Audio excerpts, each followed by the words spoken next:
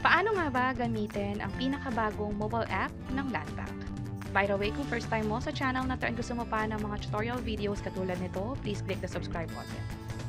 Ito yung app ng Landbank kung saan pwede kang magpadala ng pera, pwede mo rin pambayad to online or sa mga establishment katulad sa mall or sa supermarket. At napakarami pang iba.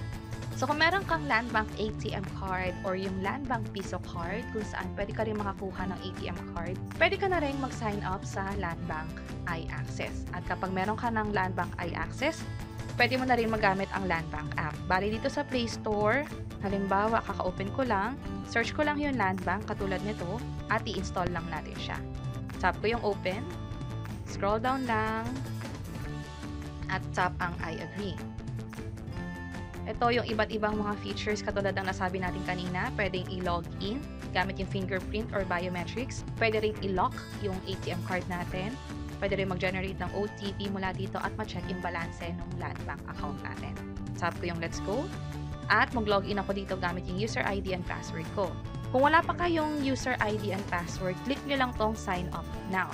And then, piliin nyo lang dito kung ano yung meron kayo. Deposit account sa Landbank, or may Mastercard, credit card pa kayo, or prepaid card sa kanila. Kapag deposit account, tap nyo lang i-proceed at i-fill up yung mga next na info dito.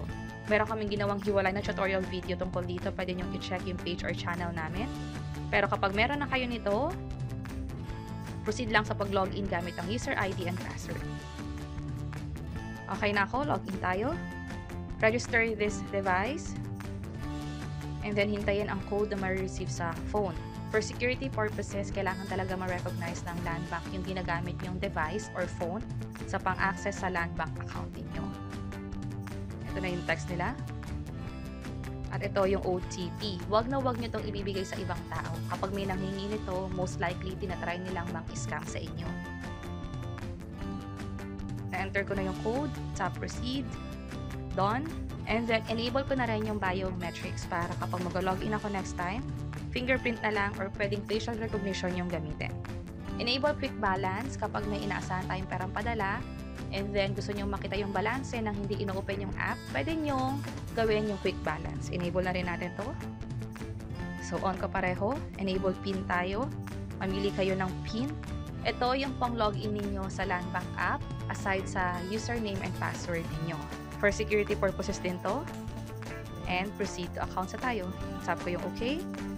Meron ditong OTP generator. Para saan to? Mag-generate to ng code every time na meron tayong financial transaction. Pwede naman itong i-disable anytime doon sa Landbank account natin pag na-access natin. So, register ko na din. Continue. I agree. At hintayin ulit yung code na ipapadala sa phone. Ito yung text. At ito yung panibagong code. Tap ko yung proceed to accounts. Okay na. Right away, kapag mag-login kayo, halimbawa, logout muna ako. Oops, andito pala yung logout sa bandang taas. Tap ko yung yes. Meron ditong fingerprint na icon. Tap ko lang yan. Scan ko yung fingerprint ko. Yung PIN naman, na sinetap ko lang kanina. Tap ko yung okay. At nakapag-login na tayo successfully. Sa bandang taas, yung pang logout. Meron din pang scan ng QR code. Kung magbabayad tayo sa mga establishment o may makikita tayong QR PH na logo, pwede tayong mag-scan ng code doon. At pwede na makapagbayad gamit yung Landbank account mo. Hindi mo na kailangan magbayad ng cash. Halimbawa, gusto mo mag-withdraw para makapagbili, pero naalala mo meron kang Landbank app, pwede na itong magamit pambayad. Sa akin, isang account lang meron ako sa Landbank, that's why isa lang yun nandito. Pero kung meron kayong dalawang accounts pa, makikita nyo rin siya dito kapag in-enroll nyo pareho. Sa bandang baba, merong phone transfer na option. Pwede mag-phone transfer or maglipat ng pera papuntang ibang Landbank account or to other wallet or ibang bangko. Andito yung mga bangko na pwede. Bank of Makati, BDO, BPI, at marami pang iba. Yung GCash nandito din. Ito siya. Yung PayMaya or Maya na ngayon, andito rin siya. PayMaya Philippines yung wallet, Maya Bank yung savings account. At marami pang iba dito katulad ng mga digital bank katulad ng GoTime, kahit yung Grab nandito din.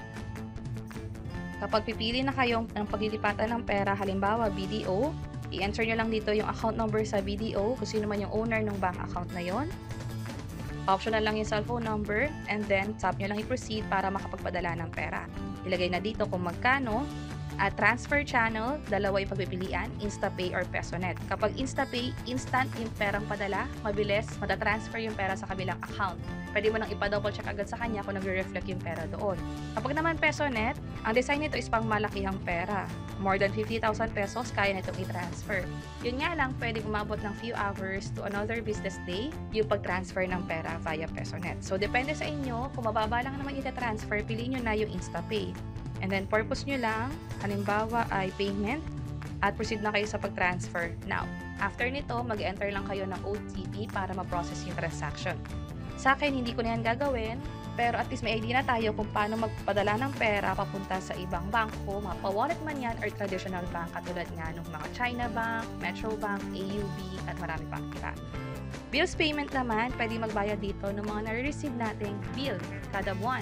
Kuryente, tubig, internet, andito rin yan. So, select biller tayo at pipiliin lang natin siya dito. Halimbawa, electric company or Meralco, andito siya. Maynilad, andito din. Yung mga credit card, halimbawa HSBC, kahit yung mga insurance katulad ng Sun Life, True Life, andito din yan. Kahit yung sa mga iba pa na hindi masyadong kilala, pwede nyo rin siyang i-search dito para makapagbayad online. Halimbawa, nakapili tayo, AUB credit cards, ilagay lang dito yung mga requirements na hihingin, for this case, reference number and then yung amount. Kapag naman iba, halimbawa sa kuryente, Meralco, ilagay din yung reference number or most likely yung account number and then amount na rin para makapag-proceed na sa pagbayad. So, ganon yung paggamit ng app sa pagbayad ng bills or pag-fund transfer.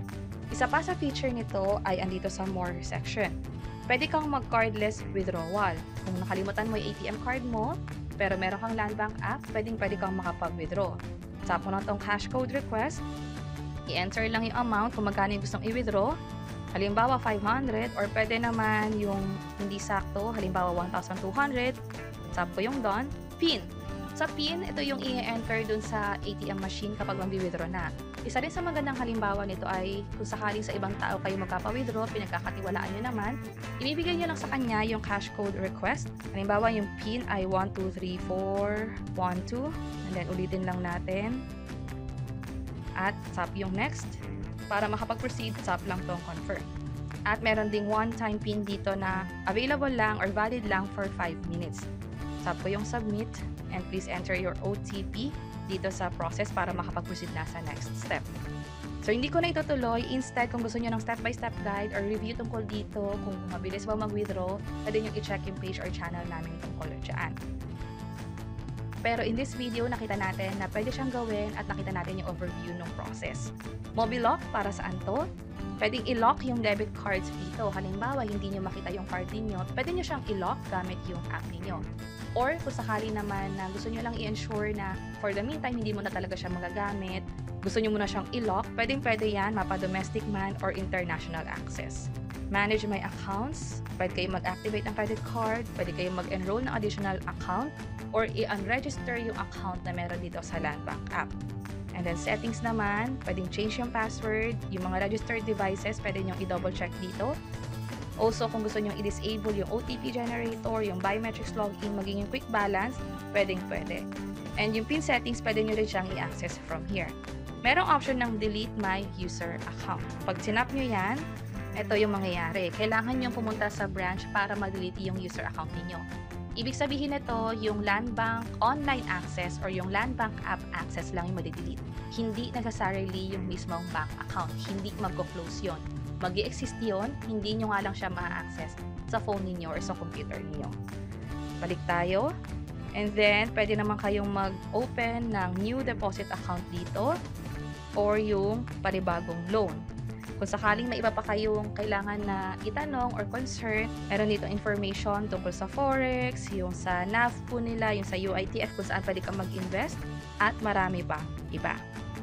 Lastly, meron ditong find us or contact us kung saan andito yung phone number, email address ng Land Bank kung sakaling meron kayong follow-ups or questions or issues sa Land Bank mismo.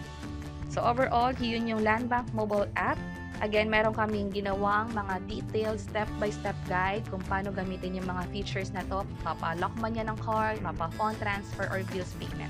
Pwede niyong i-check yung mga link na nasa bandang baba or yung page or channel namin. Sana makatulong and see you sa mga next videos. Bye-bye!